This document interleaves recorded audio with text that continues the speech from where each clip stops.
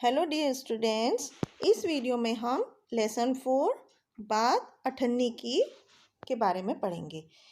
इस लेसन में बच्चों हमें बहुत सारे मतभेद जो हमारे समाज में बुराइयां हैं, जो हम अमीरी गरीबी के बीच अंतर करते हैं, जाति पाति का भेदभाव होता है और लोगों को अच्छा बुरा नापने का मापदंड अलग अलग चीज़ों को माना गया है।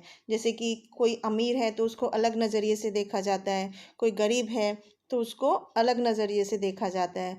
तो इस कहानी में ये बताया गया है कि हमें मानवता के आधार पर व्यक्ति को दूसरे के काम आना चाहिए। हमें अमीरी गरीबी जाति पाति धन पद प्रतिष्ठा इन सब मापदंड को नहीं अपनाना चाहिए और हमें हमेशा मानवता के आधार पर एक दूसरे के काम आना चाहिए।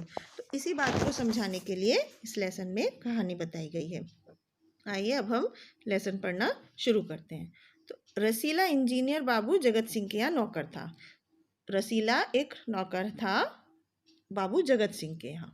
तो 10 रुपये उसका सैलरी थी, वेतन था। तो गांव में उसके बूढ़े पिता, पत्नी, एक लड़की और 2 लड़के रहते थे। इन सब का भार उसी के कंधों पर था, मतलब उसकी तनख्वाह से सारे घर का खर्चा चलता था। तो वो सारी तनख्वाह अपने घर भेज देता था। घर वालों का फिर भी गुजारा नहीं चल पाता था, मतलब गाँव उसके घर वालों को वो पैसे कम पड़ जाते थे। उसने इंजीनियर साहब से बहुत बार अपना सैलरी बढ़ाने के लिए प्रार्थना की थी, लेकिन वो हर बार यही कहते थे, अगर तुम्हें कोई ज़्यादा दे तो अवश्य चले जाओ, मतलब कि अगर कहीं तुम्हें ज़्यादा तनख्वाह मिल रही है तो तुम जा सकते हो, मैं तुम्हारी तनख्वाह नहीं बढ़ाऊँगा। तो वो सोचता रहता था कि मैं यहाँ इतने सालों से हूँ, अमीर लोग नौकरों पर विश्वास ही नहीं करते, पर मुझ पर यहाँ कभी किसी ने शक नहीं किया। यहाँ से जाऊँ तो शायद कोई मुझे 11-12 रुपये दे दे, लेकिन ऐसा सम्मान नहीं मिलेगा। तो जिला मजिस्ट्रेट शेख सलीमुद्दीन इंजीनियर बाबू के पड़ोस में रहते थे। तो उनके चौकीदार मियाँ रमजान और रसीला बहुत आपस में दोस्त थे। तो दोनों घंटों साथ बैठते थे, बातें करते थे। तो शेख साहब फलों के शौकीन थे।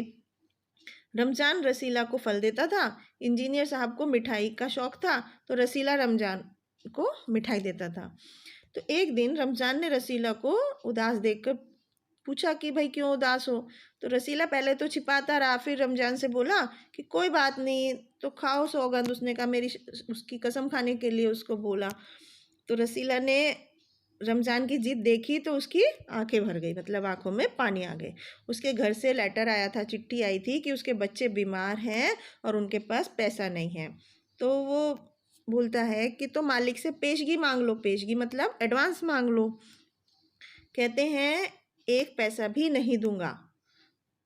तो रमज़ान ने ठंडी सांस भरी। उसने रसीला को ठहरने का संकेत किया, मतलब रुकने का, और अपने आप कोठरी में चला गया। थोड़ी देर में उसने कुछ रुपए रसीला के हाथ पर रख दिए। रसीला के मुंह से एक भी शब्द नहीं निकला।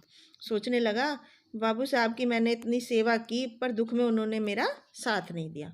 रमज़ान को देखो, परंतु आदमी नहीं, देवता है, ईश्वर उसका भला करे। तो रसीला के बच्चे ठीक हो गए, स्वस्थ हो गए। उसने रमज़ान का उसका वो भी चुका दिया, कर जो ऋण उसने लिया था, जो उससे पैसे उधार लिए थे। तो केवल 8 आने बाकी रह गए थे उसको चुकाने के लिए। तो रमज़ान ने कहा भी कि पैसे न मांगे, फिर भी रसीला उसके आगे आँख का कहाँ उठा पाता। तो एक दिन की बात है, बाबू जगत सिंह किसी से कमरे में बात कर रहे थे कि रसीला ने सुना इंजीनियर बाबू कह रहे हैं, बस 500, इतनी सी रकम देकर आप मेरा अपमान कर रहे हैं। तो हुजूर मान जाइए, आप समझे आपने मेरा काम मुफ्त किया है। तो रसीला समझ गया कि अंदर रिश्वत ली जा रही है। तो सोचने लगा, रुपया कमाने का ये कितना आसान तरीका है। मैं सारा दिन मजदूरी करता हूँ, तब 1 महीने बाद मुझे 10 रुपये हाथ में आते हैं। तो वो बाहर गया और रमज़ान को सारी बातें बताई। तो रमज़ान बोला, बस इतनी सी बात, हमारे शेख साहब तो उनके भी गुरु हैं। आज भी एक शिकार फंसा है, 1000 से कम तय न होगा। भैया, गुनाह का फल मिलेगा या नहीं ये तो भगवान जाने, पर ऐसी कमाई से कोठियों में रहते हैं, और एक हम है कि मेहनत करने पर भी हाथ में कुछ नहीं रहता। तो रसीला सोचता रहा। मेरे हाथ से सैकड़ों रुपए निकल गए, पर धर्म न बिगड़ा। एक एक आना भी उड़ाता तो काफ़ी रकम जुड़ जाती। इतने में इंजीनियर साहब ने उसे आवाज़ लगाई। रसीला तो दौड़कर 5 रुपए की मिठाई ले आ। तो रसीला ने 4.5 रुपए की मिठाई खरीदी और रमजान को अठन्नी लौटाकर उसका सारा कर्ज उतार दिया। तो बाबू जगत सिंह ने मिठाई देखी तो चौंक उठे। यह मिठाई 5 रुपए की है, हुजूर 5 की है। तो रसीला का तो रंग उड़ गया था। तो बाबू जगत सिंह समझ गए। उन्होंने रसीला से फिर पूछा। रसीला ने फिर से वही बात दोहराई। तो उन्होंने रसीला के मुंह पर एक तमाचा मारा और कहा, चल मेरे साथ जहाँ से लाया है। हुजूर झूठ कहूँ तो रसीला ने अभी अपनी पूरी बात भी नहीं बताई थी कि इंजीनियर बाबू चिल्लाए, अभी सच और झूठ का पता चल जाएगा, अब सारी बातें हलवाई के सामने ही कहना।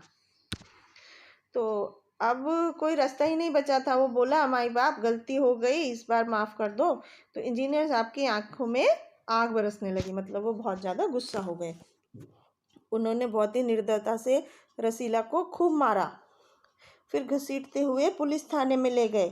सिपाही के हाथ में 5 का नोट रखकर बोले, मनवा लेना, लातों के भूत बातों से नहीं मानते। मतलब उनको खूब पिटने के लिए पैसे दे दिए।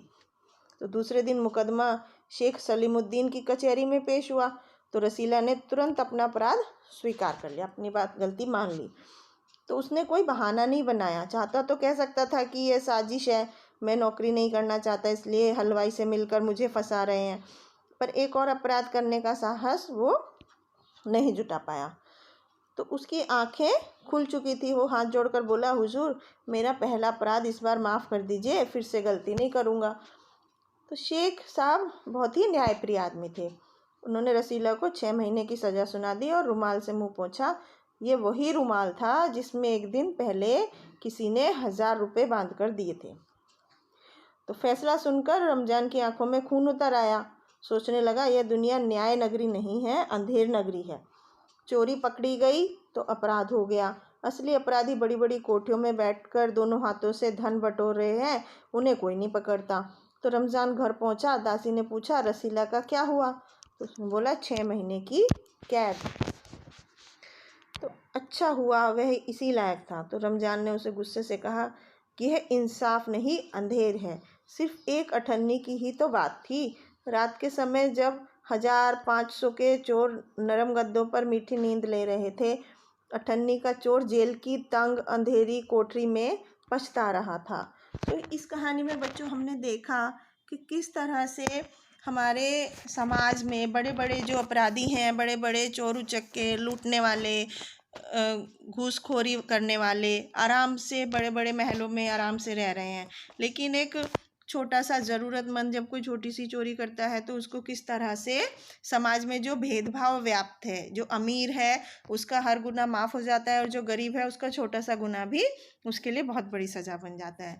तो यही इस पाठ में दर्शाया गया है कि समाज में जिसमें हम रहते हैं उसमें दोहरा मापदंड है। मतलब सबको एक नज़र से नहीं देखा जाता। बड़े का गुनाह, बड़े जो अमीर लोग होते हैं उनका गुनाह माफ़ हो जाता है, और जो छोटे लोग होते हैं, जो गरीब लोग होते हैं, उनको छोटे से गुनाह की भी बहुत बड़ी सज़ा दे दी जाती है, जबकि उनका गुनाह बहुत छोटा होता है। उनको बहुत थोड़े से पैसे के लिए, वो ज़रूरत के लिए वो करना पड़ता है, और बड़े लोग लालच के लिए गलत रास्ता अपनाते हैं।